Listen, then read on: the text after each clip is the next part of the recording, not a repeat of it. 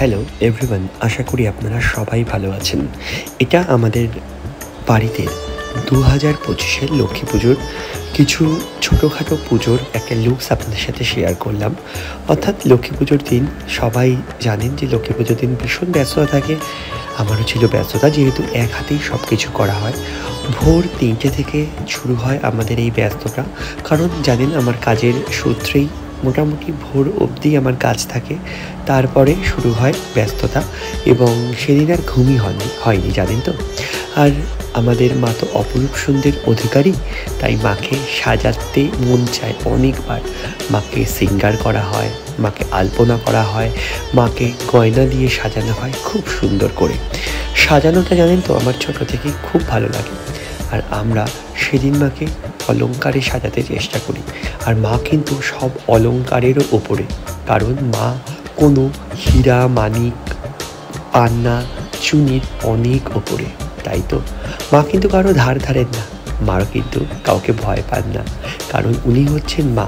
আর এই সুন্দরী মা আমাদের এতটা অসাধারণ লুক সেদিন লাগছিল, অপরূপ সুন্দর লাগছিল মাকে।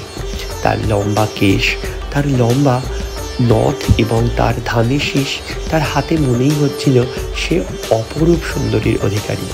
আর মা সবার ঘরে আছেন আর সবাকে প্রতিপদে আশীর্বাদ করছেন।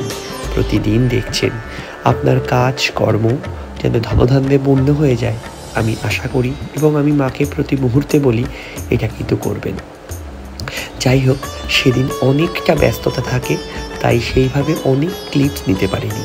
এবং ছোটো ছোটোভাবে আমাদের কিন্তু মাকে নানানভাবে মিষ্টান্ন দেওয়া হয়, যেরকম নাড়ু, মোয়া, চিড়ে, খই এবং থাকে আরও অনেক কিছু।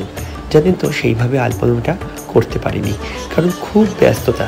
কারণ ঠাকুরমশাই চলে আসবে দুপুর দুটোর মধ্যে সব কিছু করতে হবে নিজ হাতে। আমি জানি যাদের বাড়ি মা আছেন বা মায়েরা আছেন তাদের এটা চুটকিতে হয়ে যায়, বাট আমার বাড়িতে সব কিছুই আমাকে একা করতে হয়। যাই হোক, সেই গল্পও বলবো একদিন আপনাদের। এর জন্য সারা রাত জুড়ে মায়েকে সাজিয়েছিলাম।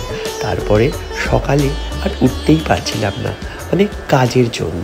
তাই তো, কারণ আমার সারা রাত কাজ করার পর ভোরের দিকে একটু চোখ লেগে আসছিল।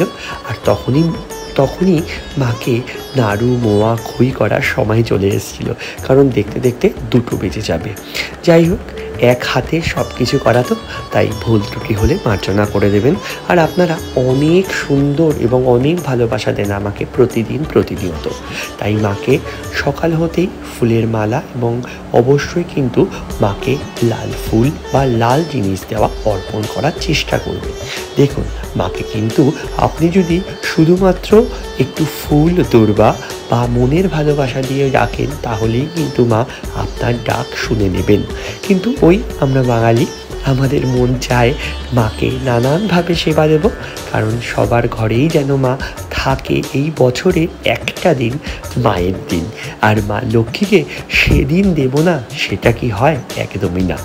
যে যার সামর্থ্য অনুযায়ী সবাই দেওয়ার চেষ্টা করে। আর এখন বাজারে যা মূল্য না, ভাবতেই পারবেন না। একটা ছোটোখাটো পুজো করতে গেলেও 3 থেকে 4 হাজার টাকা খরচা হয়ে যায়, জানেন তো। আর সেটা অনেকেই জানেন, কারণ আমি সেইভাবে বাজার হাট করতে পটু নই। যা আসে মনে করি, আর যেইটুকুন পারি সেইটুকুনই করি। যাই হোক, অনেকগুলো প্রসিডিওর থাকে, কারণ দুপাশে লোচন দিতে হয় আমাদের খই, মুড়ি, মোয়া দিয়ে, এবং তারপরে দুপাশে দিতে হয় আসন, এবং মাকে স্নান করাতে হয় ডাবের জলে। আমরা ডাবের জলেও স্নান করিয়েছি। তারপর নানান ধরনের সাঁচ দিয়ে মাকে কিন্তু আহ্বান করতে হয়, সেদিনও করেছিলাম। এবং তারপরে চাল, কলা অবশ্যই কিন্তু আপনারাও দেবেন, কারণ এই সব কিন্তু সবই নিয়ম। এগুলো আমাদের মা এবং ঠাকুমার থেকে আমরা এগুলো শিখেছি, ওনারা করেছেন খুব ভালো মতো, আমরা এগুলো দেখেছি। এবং মাকে কিন্তু সেদিন আমাদের চিড়ে ভোগ দেওয়া হয়। আপনাদেরও কি এই নিয়ম আছে? আমাদের চিড়ের মধ্যে কিন্তু খই, মুড়ি, মোয়া এবং অবশ্যই কিন্তু ক্ষীর, নারকেল এই সব দিতে হয়। খুব সামান্য আয়োজন করতে পেরেছি, জানেন তো।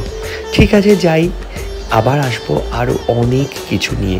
ঠাকুরমশাই পুজো করছে, খুব মনোযোগ সহকারে আমরা দেখছিলাম, কারণ ঠাকুরমশাই এত সুন্দর পুজো করছিলেন যেখান থেকে আমরা চোখই সরাতে পারছিলাম না। এবং আপনাদের বাড়িতে কেমন হয়েছে পুজো সেটাও আমাদের জানাবেন। এবং আমি কিন্তু অনেক ভালো লাগে আপনাদের নানান ধরনের কমেন্টস আপনাদের কিন্তু কথাতে, কারণ এটা কিন্তু শুধুমাত্র একটা ব্লগস বা ছোট ভালোবাসা নয়, এটা কিন্তু অনেক অনেক ভালোবাসা এবং আমার সাথে আপনাদের মনের বন্ধন, যেখানে অনেক কিছু জানা যায়, যেখানে অনেক কিছু শেখা যায়। কারণ জীবনটা তো আমাদের প্রচুর শিখতে হবে, প্রচুর জানতে হবে।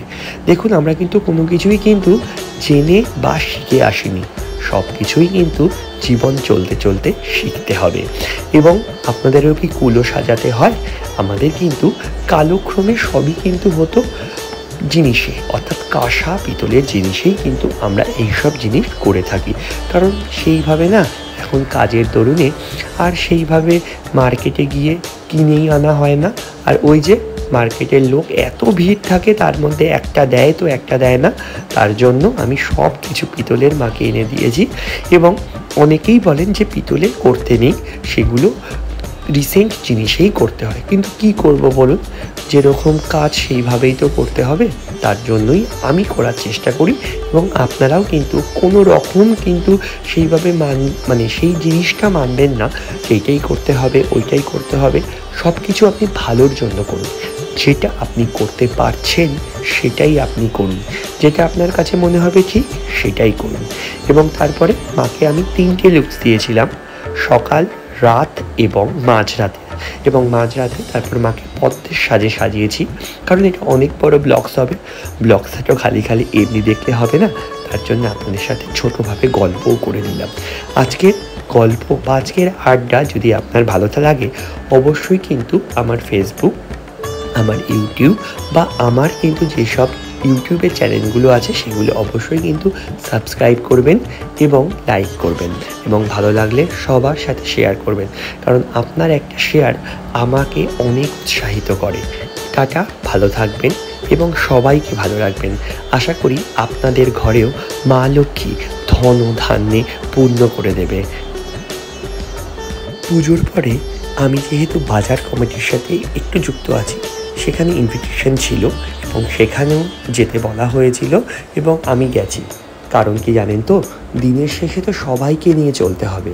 আর এখানে প্রতিমাটা অসাধারণ, মায়ের হাতে এক গুচ্ছ ধান এবং মায়ের মুখটা যে এত অপরূপ সুন্দর, সেটা না জাস্ট এক্সপ্রেস করা যায় না। এবং সেখানে ব্রাহ্মণ মশাই ভীষণ ভালোভাবে পুজো করছিলেন।